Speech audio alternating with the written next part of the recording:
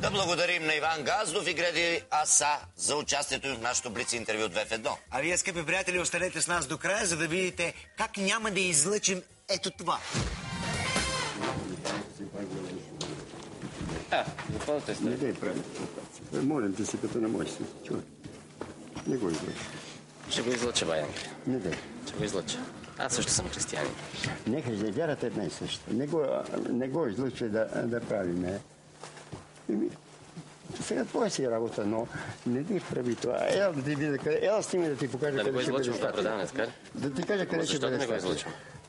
Защото правиме, лошо правиме, че съсипваме нашата родина, твоята родина. Това, което Исус иска да помогне. Смяташ, че аз съсипвам родината? Какво ще стане? Ще ме дадеш. Кой е видел, кой не е видел, какво? Баният продължава да си работи, не му пука. Кой е видел, кой не е видел, какво? Баният продължава да си работи, не му пука. Баният продължава да си работи, не му пука. Май няма да го излъчим, а? Ага.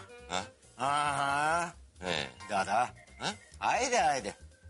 Извратените методи на лечение на Бай Ангел Пророка, шокиращите разкрития, малко по-късно в Господари на ефира. Той е ангел.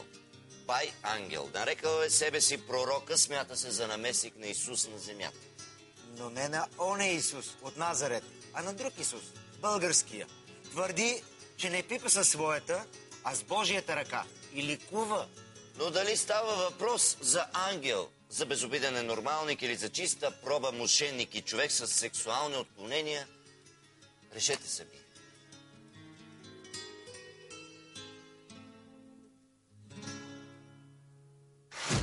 Здравейте, аз съм Дейвид. Днес темата на нашия репортаж е поредният псевдолечител, така нареченият Бай Ангел Пророка. Кой е той? Да си припомним.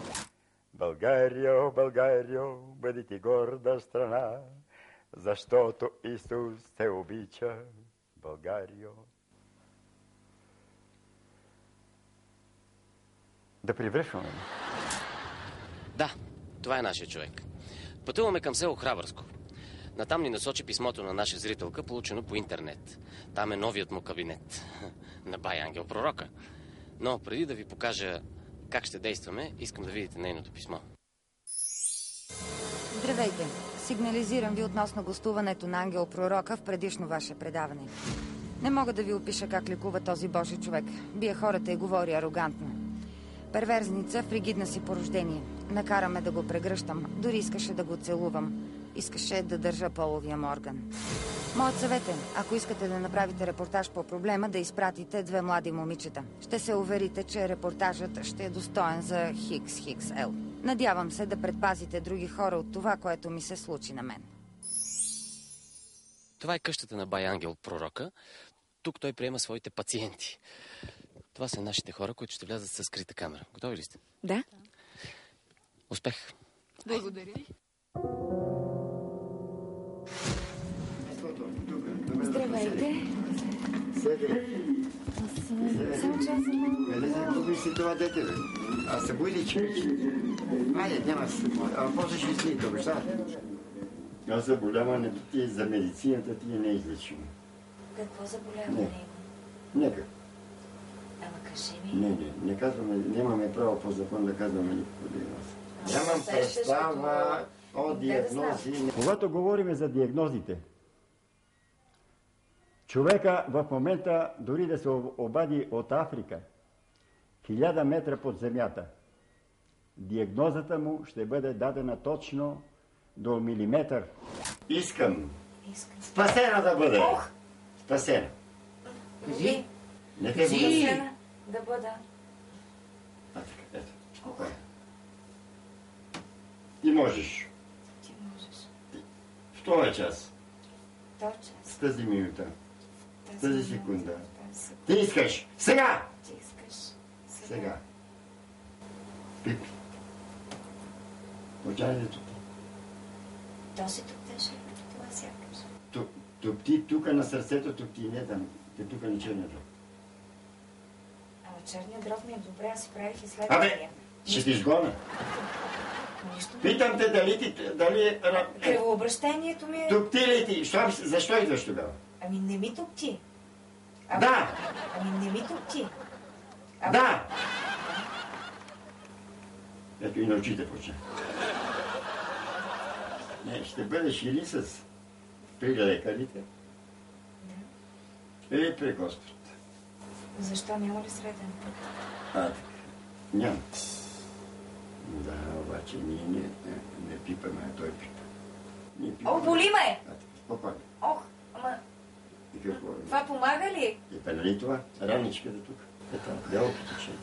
Смъдливото. Ето тук, където се стичат. Смъдливото. Ето тук, където се стичат.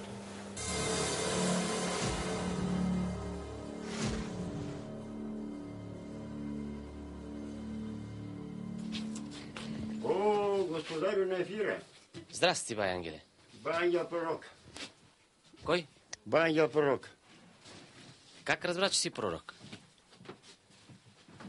От 1 май 2002 година има касета, когато ме провъзгласил пред 500 човека на ангел пророк. Тук беше Кой?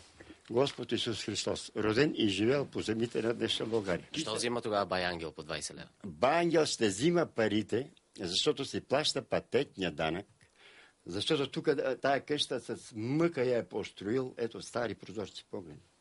Стари прозорци. Защо удриш хората? Кой човек е ударен? Спасена да бъде!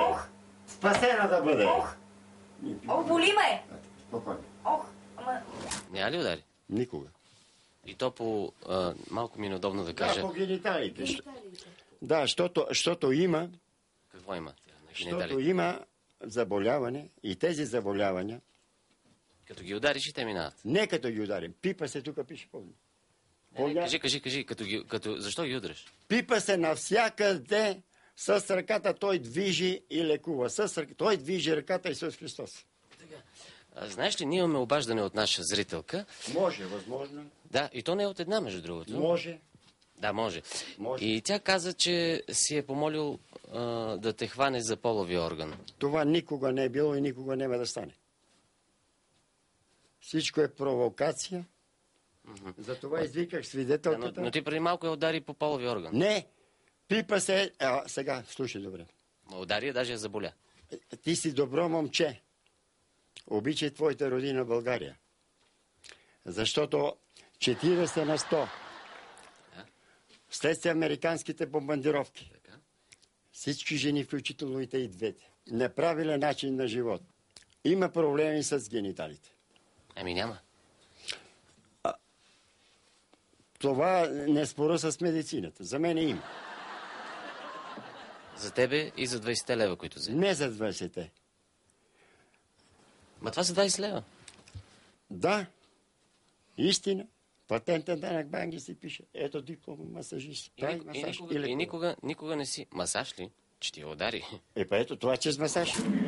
Обърнете внимание в какво се състои чистият масаж на бай Ангел. Всичките до една сте помни, до една. Следствие американските бомбардировки над Югославия. Америка, това е обича. Това според вас какъв масаж е? Лечебен? Или еротичен? Бомбардировки над Югославия. Америка, това е обича. Сега! Така се лекуват последствията от бомбардировките. Сега ти можеш. Сега! Ей, сега му е паднало на бай Ангел да опипва задните части на младо момиче. Забележете какво прави с ръката си. Интересно, какво ли масажира там? Нема вече! Ангел пророка, аз те наричам, моята воля ти да изпълняваш за слава, прослава на моята родина, България. Бай Ангеле, ти ходил ли си на доктор? Ти ходи на доктор. Не, имам предвид психиатрична Ти. помощ. Оказвана ли ти е някога? Когато се яви 91 година... Сериозно питам. Бил ли си 90... някога в психиатрия? 90... Аз ще проверя, ще разбера. Не отричам, да. Колко време беше в психиатрията? Буда. Слушай, Ангел не е луд. Ти си луд, защото искаш да провокираш. Не, питам колко време просто.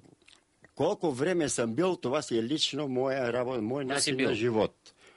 Не съм бил. Аз ще проверя. И какво е това, като провериш? Кажи истината, бил ли си или не си бил? Бил съм, дори аз съм ги потърсил. Той, Исус Христос, за прослава на неговата родина България. Той, лекува. Исус българин. Да, българин. И да ти кажа защо... Не този от Назарет, друг. Не, роден така. И да ти кажа следното. Защо? Не, искам да разбера този от Назарет. Исус. Не от Назарет, никакъв Назарет. Най-напред земята българска е сътворена. Земята. Първо България е сътворена. Земите на България и Балканския полуостров. И е казал, оттук да тръгне изграждането на света.